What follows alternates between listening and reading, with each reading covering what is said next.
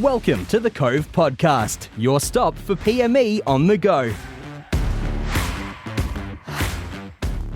G'day, thanks for joining us for a collaboration episode of the Cove Podcast and Hangar 46. My name is Cass Bowers and I'm the lead of Hangar 46, and joining me is Captain Todd Lemper, the lead of the Cove Podcast. Hey everyone, obviously welcome back to a joint podcast on this one, but the theme today I suppose is, is air-land integration. We're going to talk about some close air support, some more broadly though, how a joint podcast, so we have an Army sensor and a RAAF shooter, and what we're going to talk about is sort of striking targets from a land observation post from RAAF aircraft. And we'll delve into a little bit of different stuff about what supers do. I'll introduce the guests in a moment, but what JTACs do. But the first point of call is to introduce both of our guests. First guest is Captain Craig Hogendyk, who is currently Officer Commanding Joint Terminal Attack Controller Troop, or JTAC Troop, at RAAF Williamtown. He's parachute qualified and also qualified on the JTAC course in 2021, getting given the call sign a Dagger 510. Our second guest is Pete. Pete's a RAAF Weapon Systems Officer, or WISO, on the Boeing FA-18, a Super Hornet multi-role fighter aircraft. He's also just recently qualified as a Fighter Combat Instructor, or FCI, and we'll talk about that and give some stories from the course. But that is Australia's equivalent of Top Gun. Again, ladies and gentlemen, welcome to the first joint podcast between the Cove and Hangar 46, land air integration or close air support. So I know Todd, we've worked together obviously for this collaboration episode, but it's the first time I'm meeting both of you guys. Have you guys worked together before? Yeah. Thanks, Cass, and Todd. Thanks for the shout out for the Paramount. Yeah, appreciate that.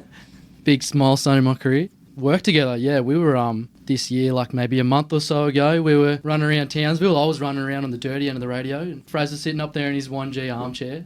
Yeah, you are right. I was in the 1G armchair. Fortunately, that we were enabled to deliver the ordnance that Craig so desperately wanted. So whilst we were up in that 1G armchair, 1 to 7.5G, to be more correct, that's when we worked together up in Black Dagger in Townsville. So I suppose, Craig, we'll throw it straight to you, but what's Black Dagger? What is it? And why were you involved? And sort of what's the end state of the exercise? Yeah, so Black Dagger is our culminating activity for JTAC course, which is run by the ADF Schoolhouse 4 Squadron out of RAAF Williamtown, and JTAC Troop looks after the Army side of JTAC, so all the guys in the 1st Australian Division and out of Forces Command come under JTAC Troop as the sort of raise, train, sustain function. And I posted into JTAC Troop at the start of this year, needed to do my instructor upgrade as part of the qualification to run the troop. So I was doing my instructor course, which runs alongside the student panel, getting qualified as an instructor. And Black Dagger is our activity that gets JTACs the exposure they need to be able to efficiently and correctly be able to do it in the battle space, be able to go out and call in live ordnance, with the main sort of predominant factor riding over being a JTAC is being able to drop ordnance in close proximity to friendlies and avoid, obviously, fratriciding yourself. So obviously you've just explained yourself as the main effort of Black Dagger, and that's absolutely awesome. But I imagine you have a different perspective as to what the exercise is and how it works, and your contribution, I suppose. What's your contribution to Black Dagger each year? Or is it twice a year, once a year? How often does it happen? Yeah, so Black Dagger typically will go down there once a year. It depends on who is available to assist 4 Squadron in their JTAC training continuum. This year we're fortunate enough to be the supporting asset, I would say, up there, because the focus is the JTAC students and to get them qualified to get them out to the... it too. It's hard for a fighter guy to admit they're not the centre of attention, but we aren't most of the time. Like, we are there to deliver an effect, and the effect here was for the JTAC students to have a live aircraft, multiple live aircraft with live ordnance, so high explosive and a variety of weapons to use up in Townsville range to get them exposed to that, so they're not just simulating those. Us being the supporting asset, we're there to give the best product that we can so that there's no doubts in the JTAC student's mind. But what we do on the side, there is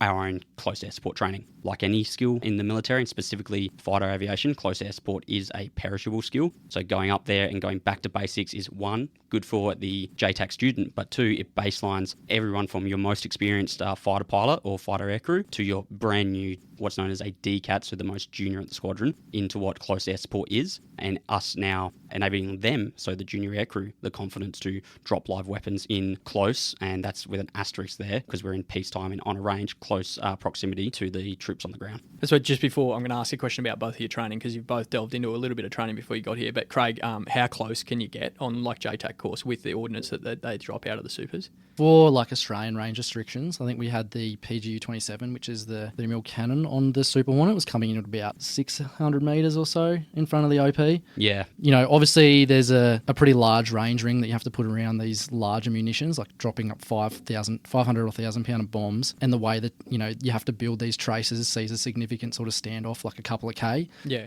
But yeah, different assets and different weapon systems, you can sort of move them around to try and get them as close to troops as possible to give that exposure of like, hey, that's, you get that shockwave off a bomb hitting the ground and realising like that's still in a training environment. Like you can bring it even closer if you actually have to.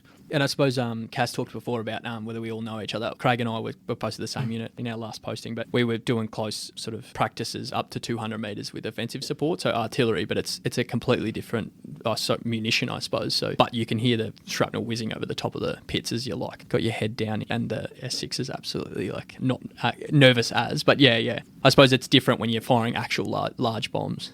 Yeah, 175 metres, Todd. Yeah. Yeah, perfect. But yeah, I do remember some tears coming out of the S6's eyes. Hey, Jono, if you're listening. Yeah, perfect. So, no, we'll go back to the training part. I suppose, Peter, we'll start with you. Not so much the basic training, but more so how do you get streamlined and what training have you been through to get to this point where you're on Black Dagger? You talked about honing your skills. So obviously, you're already qualified, but getting the opportunity to do that close air support and sort of continue to pick up skills. How'd you get to this point?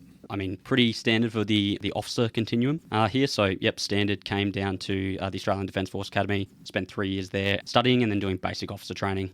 That 3 years whizzed by pretty quickly, and it was a great time in Canberra, where I actually first met yourself, Todd, and Craigie boy. So a lot of good memories there, but not for this podcast. After there, you stream now. What I streamed to was I joined the ADF as a air combat officer, so an ACO, and that's a broad term for a whole bunch of different roles that you can do. From leaving ADFA, I then moved down to SAIL, where I joined one FTS or one flying training school. That has now changed its name to AMTS, and it actually is lost on me right now what that acronym stands for, but it's just another training school because one FTS has been rebranded for the pilot training continuum. So you've got one FTS and two FTS now. So going to one FTS at the time, I stream through and you go through a multitude of courses and essentially screening periods, I would say, to see where you're best suited and your role is best. Got through that and ended up being a stream for Wizzo, or Fast Jet essentially is down there, for the advanced version of the course down at 1FTS. Once I passed the advanced course, pushed over to sunny Newcastle, where I conducted Introductory Fighter Course A, or Alpha, which just stands for ACO, down at 76 Squadron. That's on the Mighty Hawk, so a non-afterburning fast jet tandem seat fighter there. And that's really what you learn there, is to sit in the cockpit with all of your harnesses, ejection seat, oxy mask on, and you can't see the person in front of you. So previous training, you're in a King Air, so a tandem seat. Essentially looks a lot like a civvy aircraft there, but you can look at each other, use hand signals, and basically talk and see each other talking. Imagine it's heaps easier if you can bounce off each other rather than like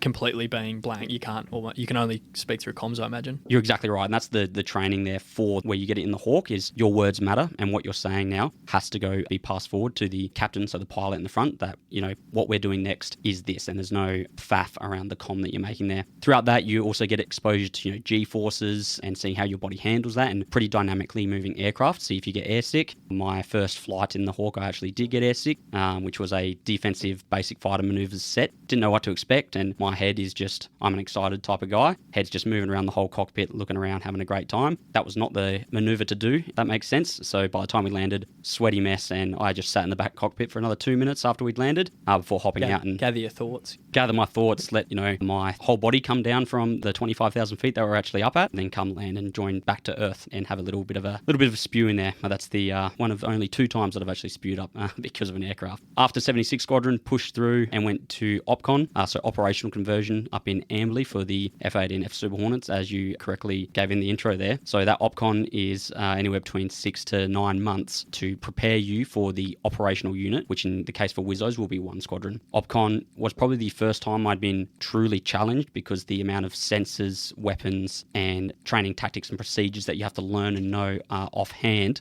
were much more than previous courses and aircraft types. So really got put through me paces there, and it enables you to have a good product at the end, so that you can rock up to the squadron, number 1 squadron, the finest squadron on Earth, as a capable DCAT, and so they can take you forwards. From end of 2020, completed that, 21 up until now, up at 1 squadron, and as you spoke to, completed Air Warfare Instructor course to become a Fighter Combat Instructor this year. AWIC, where does that happen? Where's it held? For the Army listeners, obviously, all the RAAFies will be like, yep, tracking, I know what that is, but all the Army listeners will have no idea what AWIC is, or what sort of where it's held. We have some awesome airspace in Australia, obviously. Some people, the Singaporeans always come over and want to fly as much as they can because they have no restrictions, but where's AWIC and what is it? Yeah, AWIC is Australia-wide. It is a massive endeavour that the Defence Force, actually the entirety of the ADF, because in some way or another, with your listeners, they would have been affected by AWIC somehow throughout this year from when we completed it, even in a minor role if they provided catering for us when we blasted through some random airbase, or security for our jets when we were passing through. AWIC as a whole, it's throughout all the fighter bases and all of the reconnaissance bases, you could say, in Australia, where the P8s down in Edinburgh. You've got Fastjet in Tyndall, and in Newcastle, you've got Fastjet in Amberley there. So we operate throughout all of those bases through that course, throughout all of the airspace in Australia, to hone our skills to become qualified air warfare instructors. And my specific stream is Fighter Combat Instructor, so that we can be prepared for whatever the government and the Defence Force requires of us next. And a group of FCIs are known as patches. Is that right?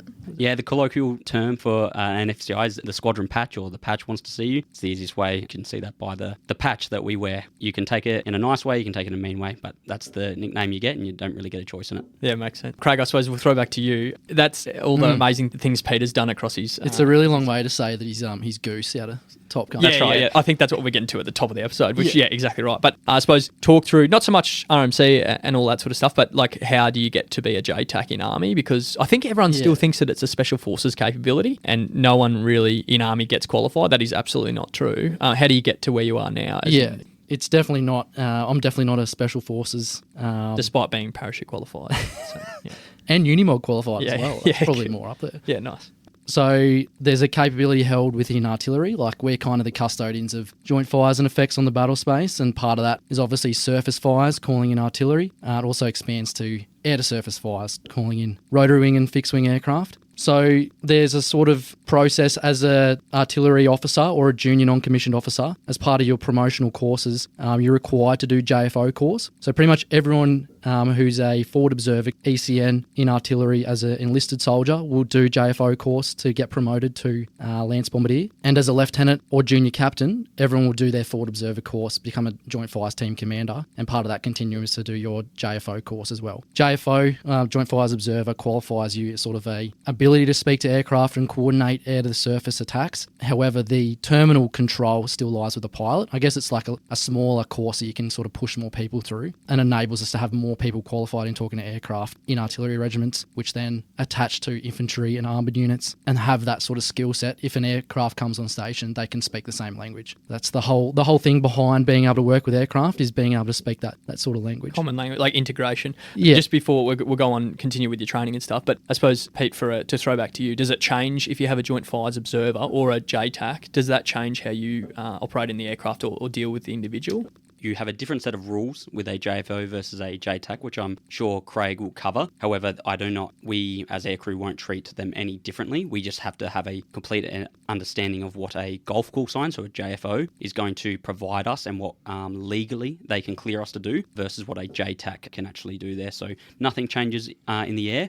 Maybe for a JFO, and especially if it's a junior golf call sign, we're one big CAS team, which we can get into later, and we're out there to make sure we get bombs on target on time, safely and effectively there. So if you've got a junior person, the same way I'd expect an experienced JTAC to deal with a inexperienced fighter aircrew, is they're going to do a bit more checks and balances there. But that would be the only minor change. Yeah, no, nice. Sorry, go back to Craig. Yeah, so the main difference between JFO and JTAC is the JFO being like a shorter course. It doesn't give you that in-depth qualification of owning the terminal control of the weapon being released from the aircrew. Essentially, in layman's terms, if a JFO is coordinating an aircraft attack, the pilot has the authority to drop the bomb. If you're doing it with a JTAC, the JTAC holds the authority to drop the bomb on behalf of the ground commander. So JFO is a shorter course, allows us to put more people through. Their sort of main skill set is being able to accurately and rapidly plot a target, be able to give recommendations to the aircrew on weaponeering and final attack headings, and then the aircrew ultimately make the decision, but they at least are able to provide situational awareness, provide target fidelity, what the aircrew is striking.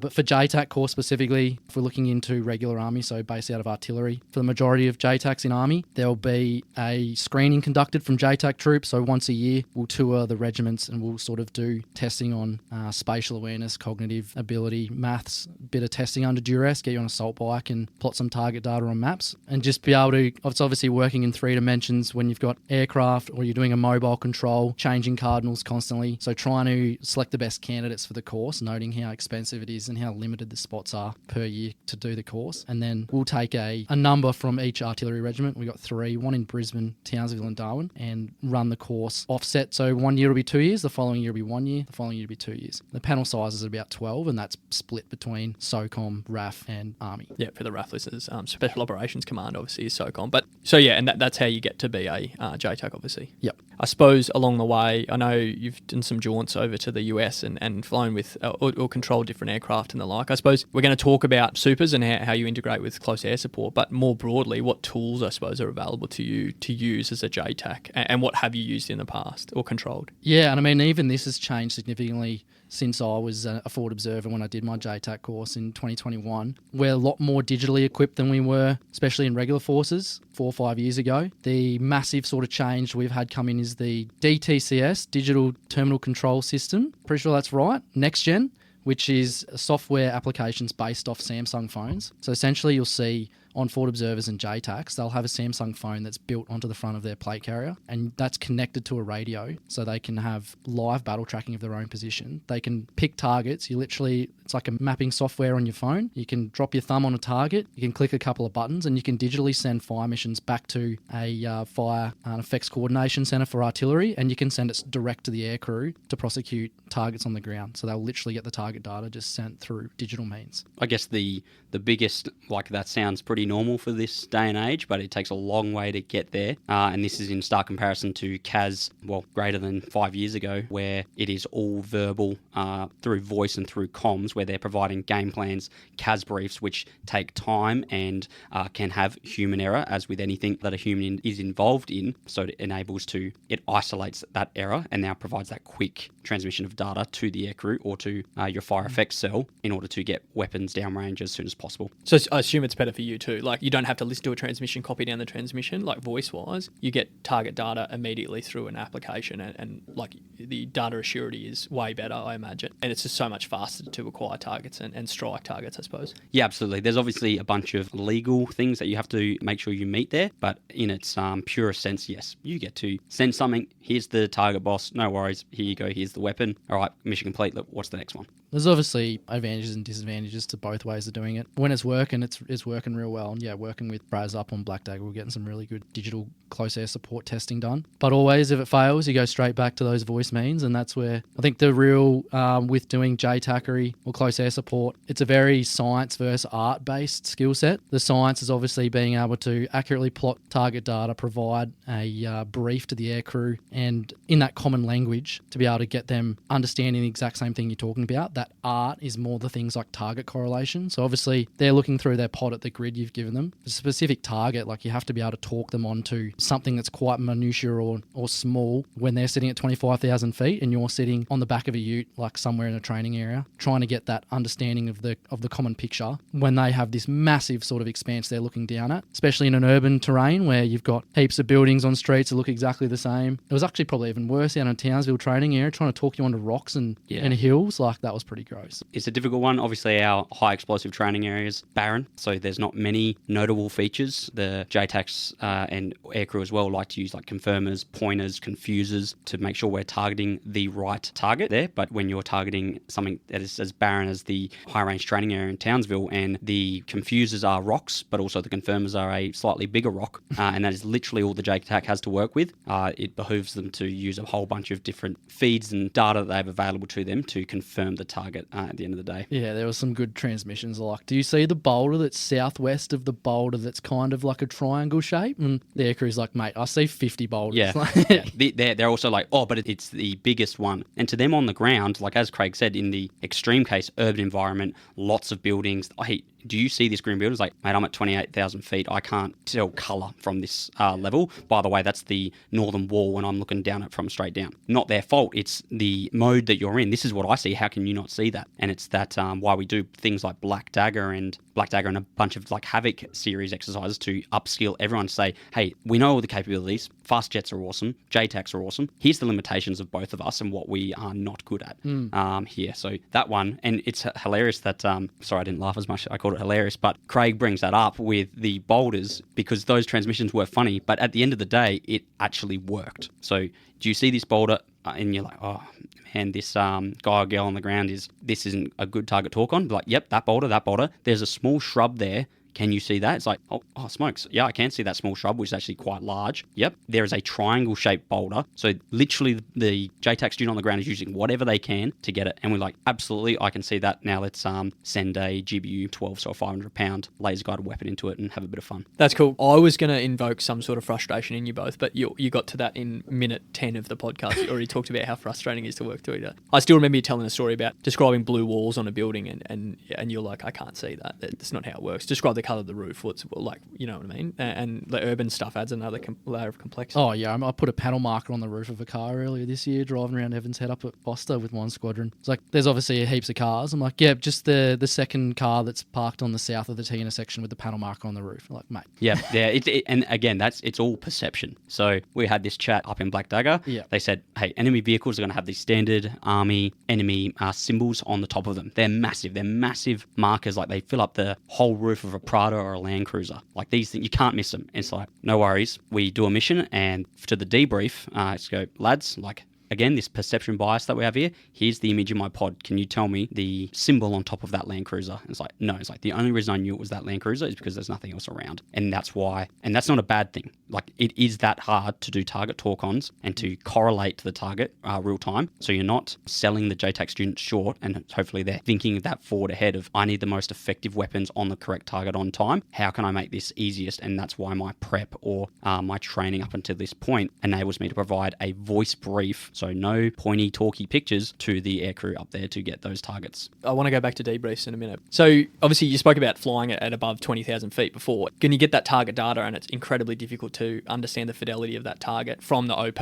where Craig is literally, he's probably got like a completely camouflage on the side of this feature. Like, they've probably been out, and I don't want to critique, you get to fly back to an airbase, but he's been probably out there for 15 days, like not showering and sort of staring down some binos or over the top of the binos, as is the drills, is it not, Craig? Yeah, paint the picture, mate. I'm loving it. He's talking about all this. Is there a tendency, and I know this might seem a stupid question from an army officer, but like, is there a sort of inkling, or why don't you fly lower? As in, why don't you come down to get more fidelity in the target? What keeps you up above 20,000 feet? Yeah, like 20,000 feet, again, just a random example that we used. It obviously gets harder to see things on the ground the higher you go, but there is multiple things stopping you from getting lower to the ground. There's also multiple things stopping you from going higher. So in the lower sense, it's what's the threat order of battle on the ground. You know, I don't really want to spend my time down at 500 feet. If I could constantly, yeah, that'd be awesome. It's the funnest flying, and more people see you, so then everyone says, Pete, you're really cool up there. But from that, it's why would I accept increased risk to have whatever threat order of battle is on the ground to be able to shoot me down and now be a useless asset for the JTACs who have been out there for 15 days. It's like, cool, this is silly. I need to appropriately assess my risk and go to an area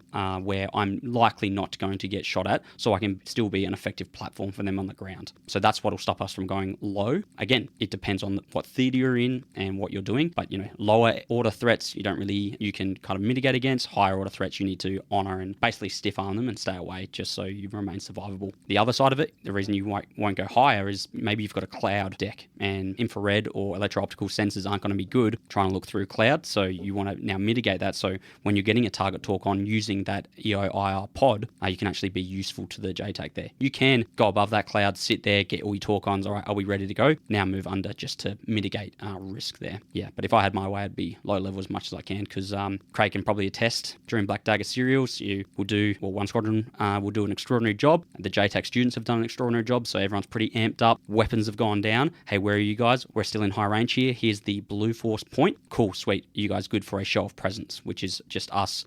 We set up, probably 5 miles out, track in, and then light the burners and just snot overhead the JTAC and the JTAC students and all the support staff there to give our thanks for letting us drop our bombs there, and to try and give them not a show, but like, hey, we're here, we see you, and thanks for spending 15 days in the field. We'll be back. Because you basically wouldn't see each other. And we'll talk to debriefs, but and you obviously sit in joint debriefs, but you might not see each other for ages, because you'll fly back to an airbase and Craig will still be like walking around somewhere aimlessly. So like, you do forget the fact that you're actually up there, I suppose, until the ordnance drops, I imagine, Craig. Yeah. Yep, 100%. And the that panel check is a tactical requirement, mate. It's not just. Sorry, yeah. Sorry, I called it show of force, but Show of force. Yeah, show of presence. The show of force is what we would use if Craig called in. They've got an enemy. They don't want to use a lethal effect against them. So like, someone's being a bit of a cheeky bugger to our ground force. So we do a bit more obnoxious, maybe teetering on supersonic to tell them, hey, guy or girl on the ground, there's fast jets in the air. You probably don't want to be here anymore. And if they stay there, then they can escalate from there. But yeah, the panels check definitely a tactical requirement. Yeah, tactical. It's not enjoyable at all having them go burners on over your position. So Craig, you said the word weaponeering before, and that probably makes sense to you, but it does not make sense to me. So who chooses the ordnance that the aircraft is going to drop? And, you can go through a deliberate mission briefing and go through orders before you step off. But how do you go through choosing the right ordnance for opportunistic targets or anything that may present itself, coupled with the deliberate mission that you're going to fire as well? Yeah, good question. It's very, I don't want to use the throwaway situation specific, but it does come down to that. Dependent, Terrain dependent, yeah. Your aircraft will obviously check on, and they'll give you your standard combat loadout of what they're carrying. And obviously as JTAC, we're not running around there ourselves. We're supporting a manoeuvre element. So just supporting a manoeuvre element. You could be at times. I said you were humping around, occupying OPs, but basically you could be in the back of a boxer or in the back of any vehicle really on the move, and have a different means of communication or mobility and all that sort of stuff as well, depending on the mission type. Yeah, 100%. So like as artillery, we'll attach to either mechanised infantry in M113 carriers, which are tracked, or you can attach to motorised infantry, which are out in Bushmasters, and that's where you do a lot more of your pack marching around. Like my experience as a forward observer, I was attached to cavalry, so I was and part of the boxer squadron, so kicking around in boxes, so not as much walking. But you are the advisor to the manoeuvre arms commander or the ground force commander, whichever one you call them, and they obviously have the intent that they want to execute, and you use that aircraft payload to provide them, like, this is the effect I can generate for you. So say, like, if we just want to go into an example, you've got a moving vehicle and the aircraft checks on with Mark 82s, which is a dumb 500-pound bomb, like a very basic bomb, or they check on with GBU-54s, which is an LJDAM, a laser-guided JDAM. The LJDAM can be tracked in flight with the aircraft laser to hit a vehicle moving. So obviously that's like the weapon you're going to go for the target type. And you get taught weaponeering on JTAC course, and you advise the ground commander, because at the end of the day, they own the drop of the ordnance. You authorise it, but you're like, hey, I'm going to drop a 500-pounder bomb. They need to be like, yep, I'm happy with that. So you provide that advice. Go to the aircrew, and in the briefing to the aircrews in your game plan, like, hey, the weapon is going to be this. This is like what I'm going to be dropping. And then you'll get into the target type when you give the actual CAS brief. In situations though, especially if there's multiple targets or there's buildings that are made of different structures, like we have a good grounding and understanding of weaponeering, but people like Fraz have a pretty in-depth understanding, especially when you're getting into like different types of building materials and, hey, this is 3 stories, like what sort of delayed fusing can I use on this? And that's where you throw it to the aircrew. In the game plan, you'll be like, hey mate, I've got a heavy machine gun position on the 2nd floor of a 4-story building. It's made out of concrete and tin roof. Like, what's your recommendation for this? And the aircrew, like Fraz, especially as a wizzo, will be able to jump in and be like, hey, look, I recommend this bomb with this fusing. That's going to give you the best effect. Thermobaric's going to blow the inside out of it with this fuse, with this delay is going to hit the 3rd story, whatever. They're pretty wizards at it. So it's a team effort in a lot of situations going through the weaponeering. Yeah, talking on that, the biggest thing with CAS, and there's a whole bunch of different offensive air supports that you can give, but we'll keep it to close air support for now, is that team mentality. So being from a 2-seat crew squadron, we're always with that crew coordination standard. So we're here always trying to make sure we're being the best we can be. Now, when we check in on station with a JTAC, which is our only interface at that time with the ground force element. Now, we might know the ground scheme of maneuver, the GSOM, roughly what they're trying to achieve here, but it's pretty much people like Craig or any other JTAC, JFO who we're talking to who really is in depth there. So they say, Pete, here's this as what Craig just identified there. I want this weapon. And then you can have it more forceful. Like, hey, he wants a Mark 82 for whatever reason. That's on like the more forceful side, which is perfectly within their rights. But being the CAS team now, it's like, no worries, Craig, but you've asked for Mark 82. I highly recommend a GBU-12, so a laser-guided Paveway 2 weapon here. It's going to achieve your effects more. Craig probably comes back, it's like, yeah, mate, I've been running around for 15 days and my mind's slightly blank there. That's a perfect weapon. Or the more experienced people either won't need a change in recommendation, or they instantly go, don't know what weapon I need, like, go to you. And that's what we're all there for. We're a CAS team. During this whole time, so Craig's talked about CAS brief, so game plan into a CAS brief, which is just a set number of steps that you make sure you are going to strike the right target, and it's going to be safe or safe enough for the force on the ground. Whilst it's all happening, like Craig could be talking to me in Cannon 1, but my Dash 2 is copying down everything and doing their checks and balances. Like, oh, Pete, I don't think that's a good idea. You haven't thought of this specific thing. It's like, awesome. We're so in depth and wanting to get the mission done that there's always someone in the team that's looking out and making sure this does make sense. Let's continue. Yep, that's the right target. Oh, your readback was incorrect there. Like, fix that up. Let's make sure we're going, because we're all human. We make human errors. Yeah, I think a really good example of that on Black Dagger is we had 2 armoured vehicles parked right next to each other. In the ground scenario, we saw 2 vehicles. We're like, oh, we're going to smack this with 2 different weapons that can track vehicles in case they pick up and move. The aircrew came back and we're like, hey, no, we're going to drop a 1,000-pound bomb right in the middle of them and blow both of them up. We're like, well, why do you want to do that? What if they move? And then, in the debrief, we sat down with Fraz and he's like, hey, through our sensors, we can see their engines are cold. They're not going to move for like at least another 3 or 4 minutes. You could save these more expensive bombs that are laser guided that you control in flight and just drop a massive dumb bomb in the middle and take out both vehicles. So and that was a good learning point for the ground guys, being like, oh, okay, sweet. Like, that's a different way we could skin the cat. But our consideration was like, hey, vehicles can move pretty quickly. And they're like, oh, okay, that's why you guys wanted to hit it with 2. I distinctly remember that. And this is the big thing on the JTAC course, right? Craig said it, the situation dependent. It's a favourite saying for a lot of people in tactical position of it depends on your situation. So that one,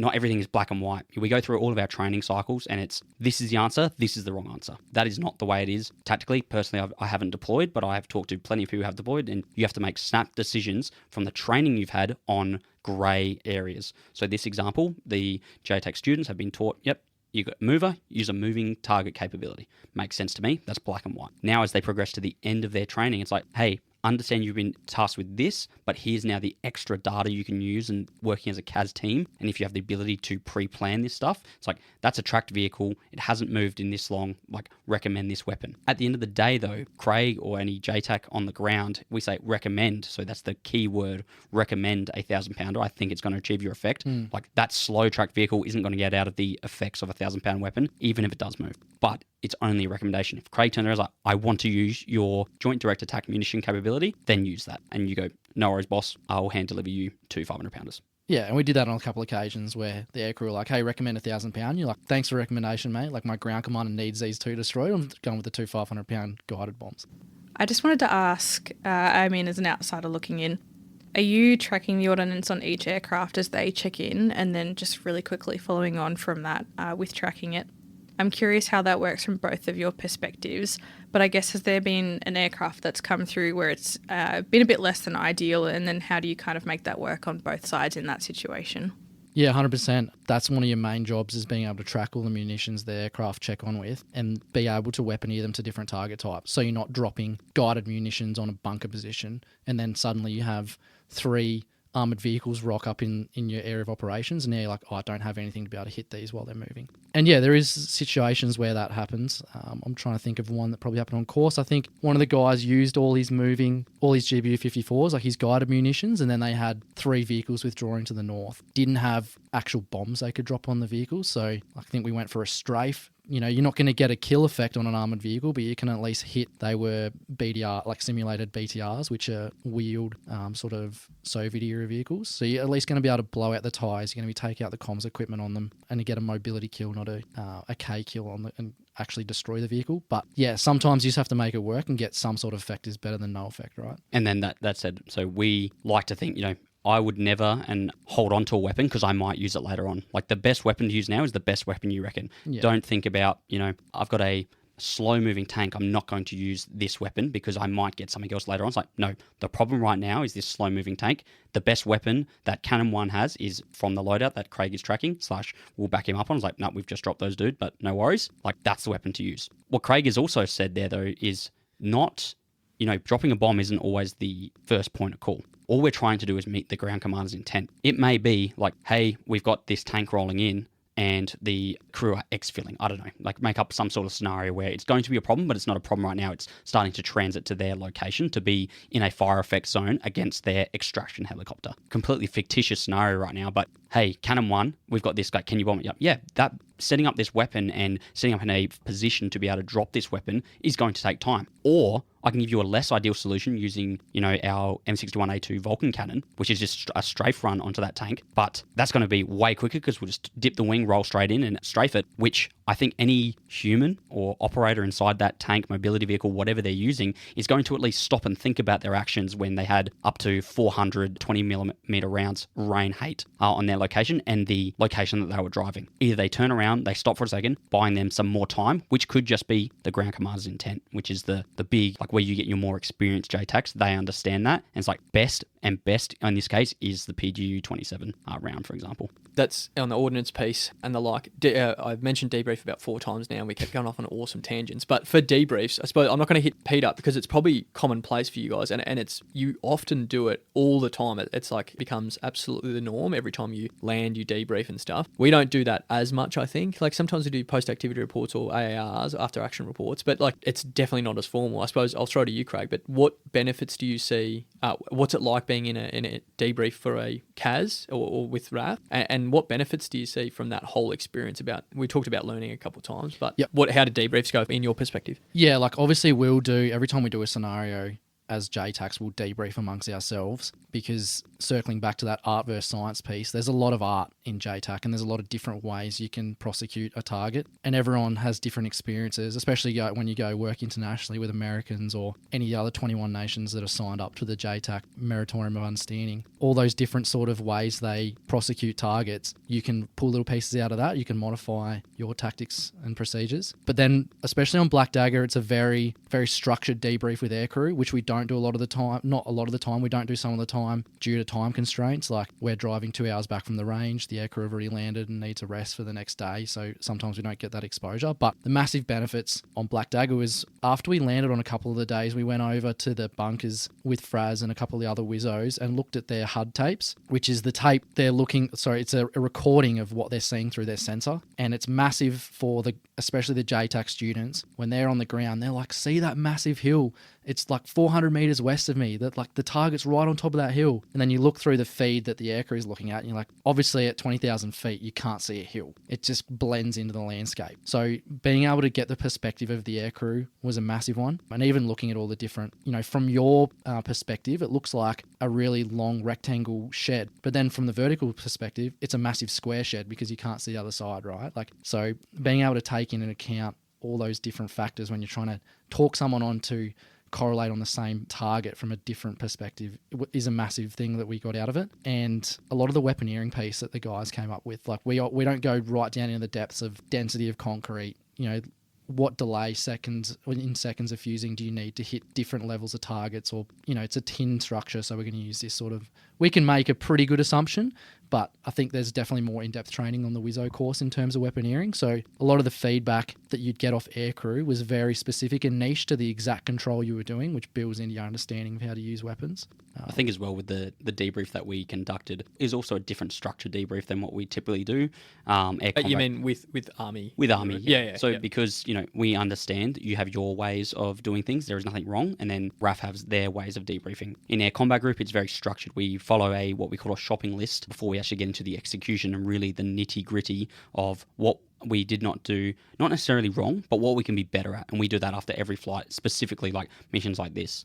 So we would debrief, like we'd come back and land because the Super Hornet's fast jet, we get to come back from high range, land, jump in the bunker, and now we'd say, hey, what did you do wrong today? What advice or what praise, what mistakes did your specific needle call sign, pre-dagger essentially, make today so that we can pass that in this large debrief. Now, when we get to that, the early days, and we like to give our junior air crew, our junior flight leads, missions like a JTAC course, so i.e. everyone's junior here, to start honing in their own debrief skills. So we'll be in like an auditorium, and the beginning of Black Dagger, so day one, your junior flight leads are only thinking about information to pass back to these JTAC students, but they are forgetting, what feedback do you have for me? And that actually is the extra training that we get out of as RAAF inside of this, so that they can say, hey, like, awesome, you gave Needle XYZ this debrief point, awesome, but did you ask Needle what you did wrong? I can give plenty of examples of, things that I buggered up because it's a long time between drinks during doing CAS, and you want them to tell you, it's like, Pete, you speak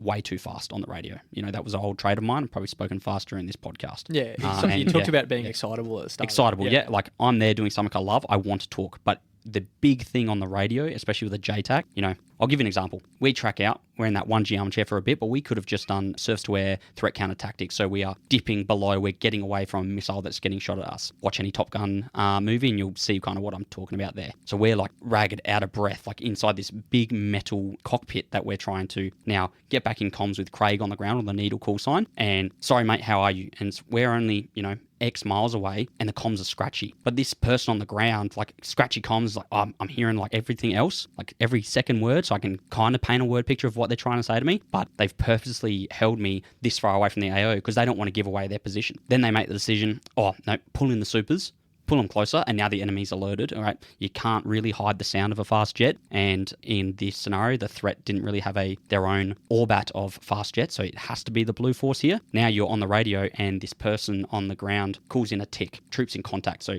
one of the most like, you need to start doing something about this to get it on the ground. Through those raggedy comms now, yep, comms are now better. Then you're listening to it, but the person on the ground is now sprinting. They're running between firing positions or some other army on the ground maneuver that you guys are doing. I'm going to stuff up whatever I try to say. Yep, I'm trying to think of it now, but I can't. Reoccupying a subsequent position. Yeah. Fire and movement, I think, is something like that, I'd say, or enemy at the base of tree. Anyway, so you're there and you're listening, and you've got their ragged breath coming through there. And now me being an excitable guy, like even in training, I want to drop this GBU-12. I want to go down and do a strafe here, but I have to calm down, be a calming voice on the radio because this person is buggered and they are simulated getting shot at, or real time in operations over in the Middle East, they are getting shot at. So you need to be cool, calm, and collected. Where do we learn that? In this army debrief that we had there. It's like, so beginning of the week, they weren't getting that feedback. By the end of the week, Needle was like, hey, like you spoke too fast, or I couldn't really hear what you're doing. Like the comms are really important here, or oh, you gave me this £1,000 recommendation, but I don't agree with that. And now we get to pools like, this is why we recommend that. And the whole corporate knowledge goes up, and all those needle call signs that graduate to Dagger Call Signs, taken back to their units, and that corporate knowledge of the force is now better. And then back in the cockpit, it's like, dude, when you check in with this JTAC, you are cool, calm, collected, and you follow the procedure that everyone knows, so there is no doubt. And you're there, know that you're confident in your ability to come and do the job. Yeah, that's a really good point, yeah.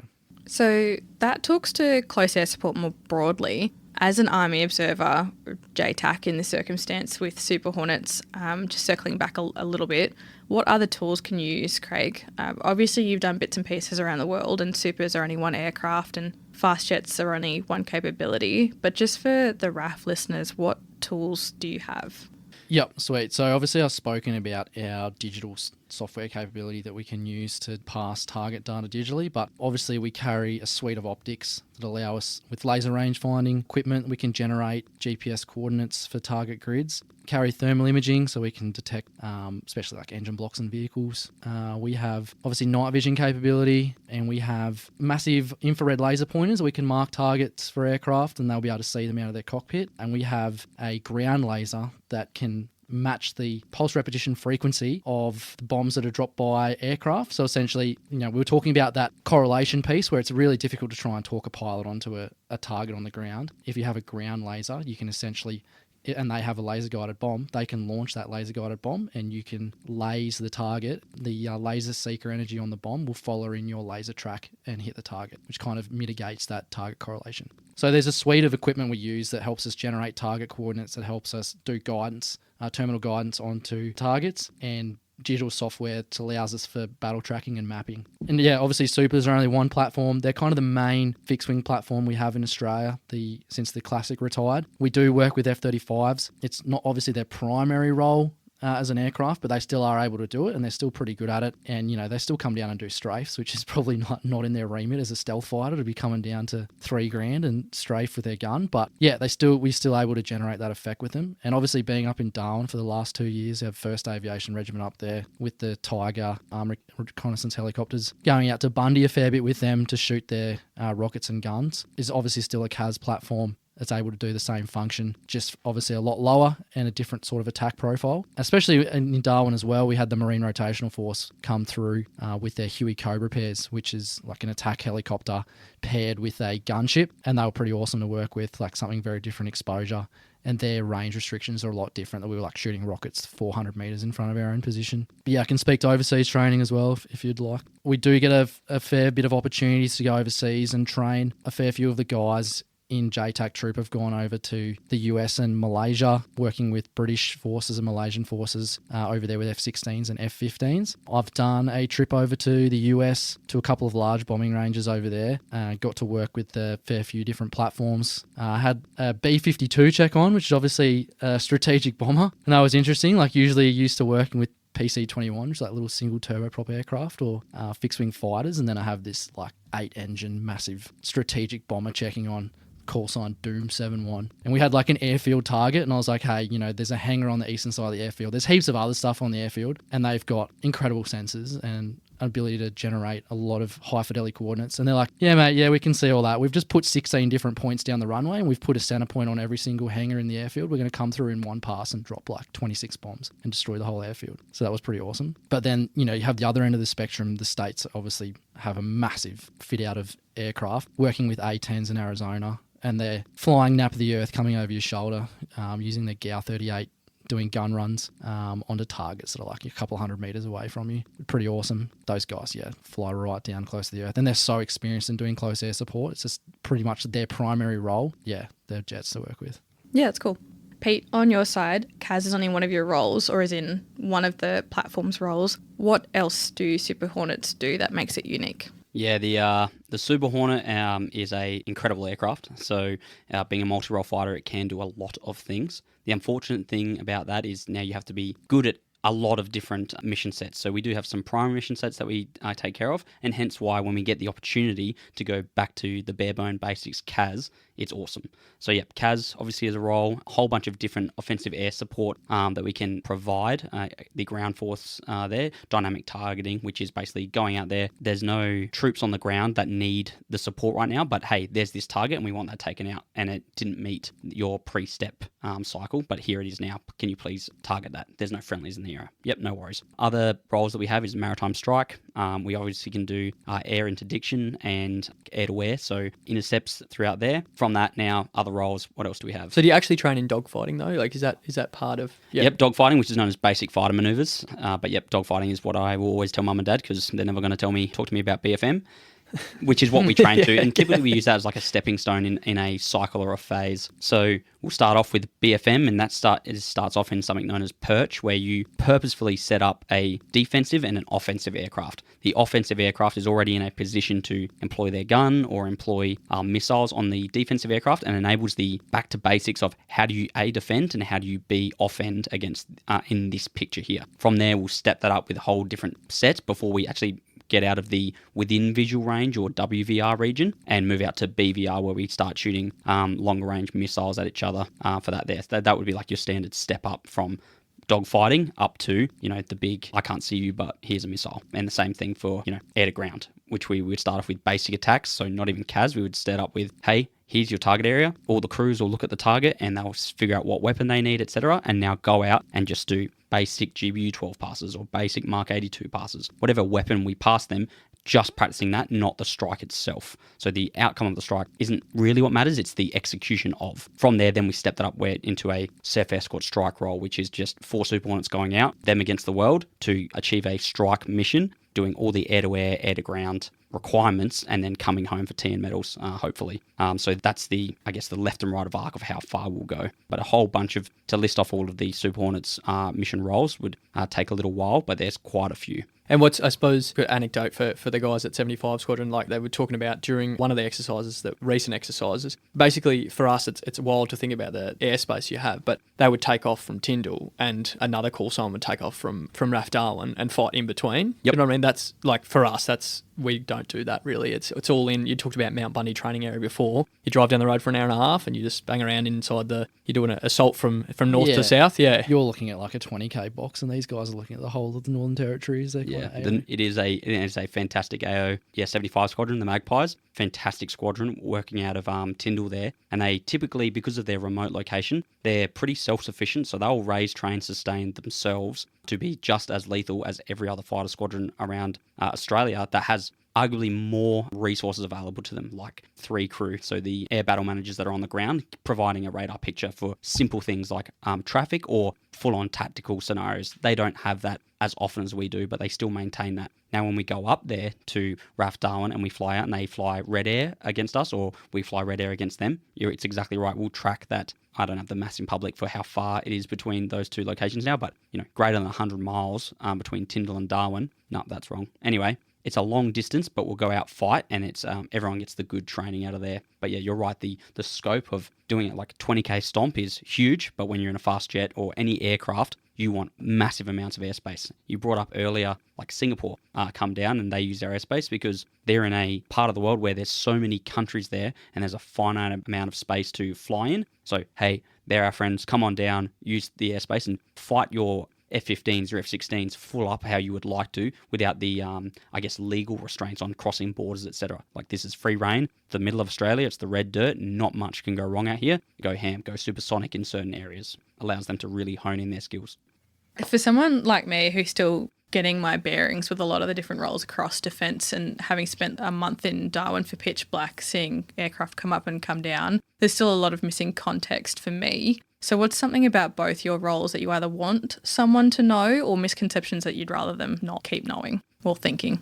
I'll jump on that first. So I think I was up on pitch black as well for a couple of weeks, and you're seeing just the aircraft take off and disappear to do the air-to-air fight. We're getting on a Herc, infilling into a remote airfield, and then doing target reconnaissance onto a enemy position, and then having aircraft come in and strike that target. So there's a variety of different mission sets with close air support as an enabling factor to be able to meet a commander's intent and achieve a mission. And I think some people may question the viability of close air support in a future fight, but I think historically, looking at every major conflict that we've been in that have had aircraft, there's been a requirement to have coordination from the ground to the aircrew to be able to drop munitions to support a ground force. So it's definitely a capability that needs to be maintained into the future. Yeah, I'm trying to think. There's obviously a bunch of misconceptions or thoughts around fast jets and what they can do, i.e., you obviously always go supersonic is a good one. Everyone thinks I can travel from Brisbane to Adelaide in 30 minutes because I'll just plug the burners in and get there. But,